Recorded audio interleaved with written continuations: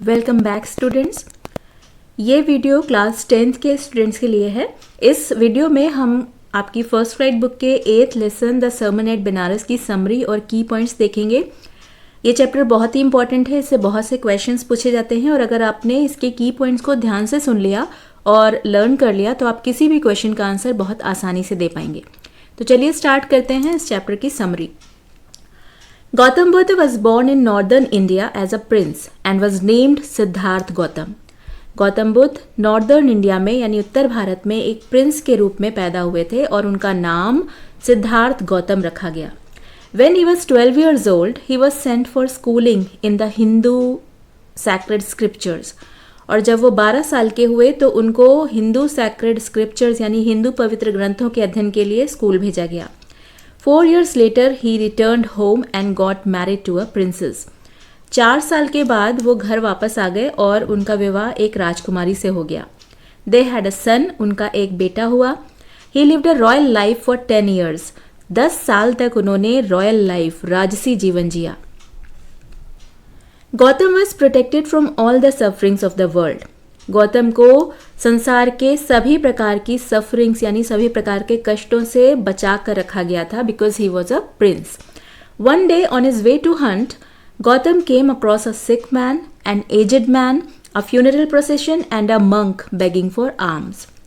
एक दिन शिकार के लिए जाते समय Gautam came across a sick man, Gautam का सामना एक बीमार व्यक्ति से हुआ। उसके बाद एक एजेड मैन, एक वृद्ध व्यक्ति से हुआ। देन अ फ्यूनरल प्रोसेशन, एक शव यात्रा उन्होंने देखी। And a monk begging for arms, और एक साधु को उन्होंने देखा जो कि भिक्षा मांग रहा था। He was only 25 year old at that time. उस समय वो केवल 25 साल के थे। These experiences influenced Buddha's thinking that he gave up royal pleasures and set out to seek enlightenment. इन सभी एक्सपीरियंसेस ने, ये जो उनको अनुभव हुए थे, इन अनुभवों ने बुद्ध के सोच को बहुत ज़्यादा प्रभावित किया और उन्होंने सारे रॉयल प्लेजर्स को, सारे राजसी सुख सुविधाओं को त्याग दिया और set out to seek enlightenment और ज्ञान प्राप्ति के लिए निकल पड़े। Gautam travelled aimlessly for 7 years। Gautam बिना उद्देश्य के ही 7 साल तक घूमते रहे। Then he stayed under a people tree until he attained enlightenment। और उसके बाद वो एक पीपल ट्री के नीचे, पीपल के पेड़ के नीचे रुक गए जब तक उनको ज्ञान प्राप्ति नहीं हो गई। After 7 days, 7 दिनों के बाद he got enlightened, उनको ज्ञान प्राप्ति हुई। and renamed the tree as Bodhi tree, और उन्होंने उस पेड़ का नाम, उस पीपल के पेड़ का नाम जिसके नीचे उनको ज्ञान प्राप्ति हुई थी, उसका नाम बदलकर बोधि ट्री कर दिया, ट्री ऑफ विजडम, ज्ञान का वृक्ष।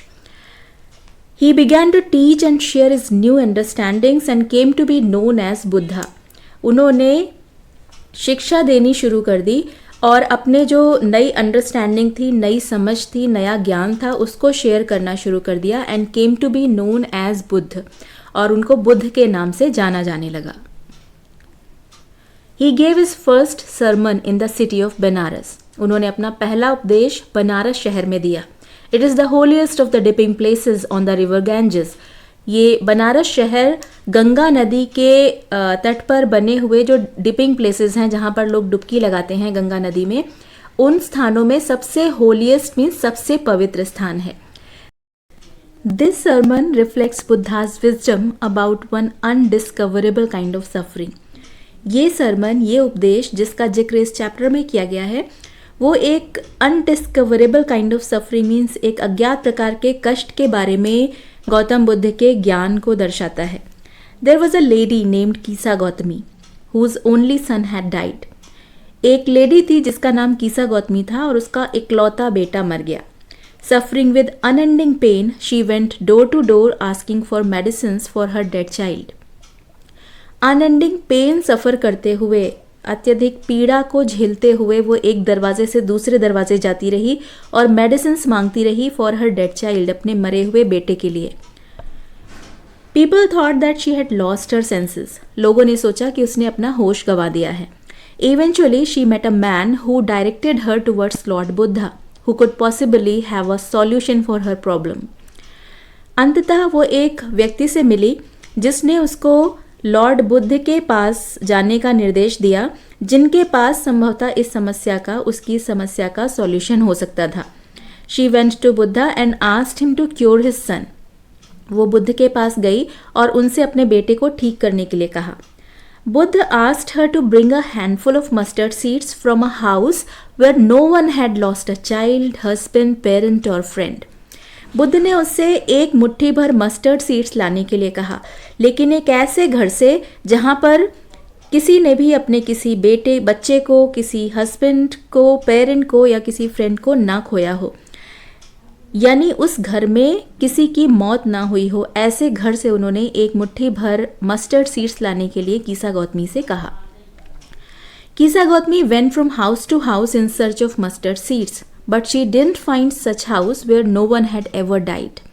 कीसा गौतमी एक घर से दूसरे घर गई मस्टर्ड सीड्स की तलाश में, लेकिन उसको कोई भी ऐसा घर नहीं मिला जहां पर no one had ever died, किसी की भी कभी मृत्यु ना हुई हो। She got tired, hopeless and sat down at the wayside. वो थक गई, होपलेस हो गई और वे साइड में, सड़क के एक किनारे पर वो बैठ गई। Soon she realized that death was common to all and nobody could escape from it. जल्दी ही उसको ये रियलाइज़ हुआ, ये बात समझ आ गई कि death was common to all, कि मृत्यु जो है वो सभी के लिए कॉमन है, and nobody could escape from it, और कोई भी व्यक्ति उससे बच नहीं सकता। She realise that she had been selfish, उसने ये भी रियलाइज किया कि वो स्वार्थी हो गई थी। Buddha said that our life is full of pain and sufferings, everyone who is born has to die. Buddha ने कहा कि हमारा जीवन पेन और सफरिंग्स यानी कष्ट और दर्द से भरा हुआ है। Everyone who is born has to die, और हर व्यक्ति जो कि पैदा हुआ है उसको मरना होता है। It is not possible to avoid death, death को अवॉइड करना, डेथ से बचना पॉसिबल नहीं होता। Wise man and fools all fall in the power of death. चाहे वाइज लोग हों, बुद्धिमान लोग हों, चाहे मूर्ख, सभी की मृत्यु होती है। Only the wise do not grieve and they accept the reality. अंतर सिर्फ इतना है कि जो वाइज होते हैं, जो बुद्धिमान होते हैं, वो शोक नहीं करते और रियलिटी को एक्सेप्ट कर लेते हैं। All weeping and grieving will bring more pain and sufferings to the body. जितने भी रोने वाले या शोक करने वाले लोग होते हैं वो अपने शरीर को और ज़्यादा दर्द और ज़्यादा कष्ट देंगे।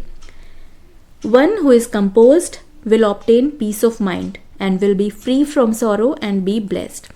और एक ऐसा व्यक्ति जो कि शांत होता है वो पीस ऑफ माइंड ऑब्टेन कर लेगा, वो मन की शांति प्राप्त कर लेगा, दुखों से मुक्त हो जाएगा और ब्लेस्ड हो जाएगा। In this way Buddha changed Kisa's thinking with the help of a simple act.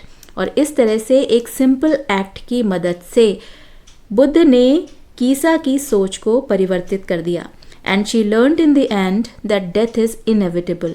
और अंत में उसने ये सीख ली, उसने ये सीखा कि डेथ जो है, मृत्यु जो है वो अपरिहार्य है। It is common to all, और ये सभी की होती है, ये सभी के साथ कॉमन है।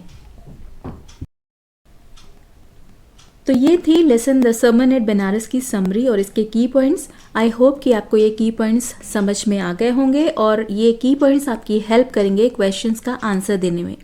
इस वीडियो में सिर्फ इतना ही।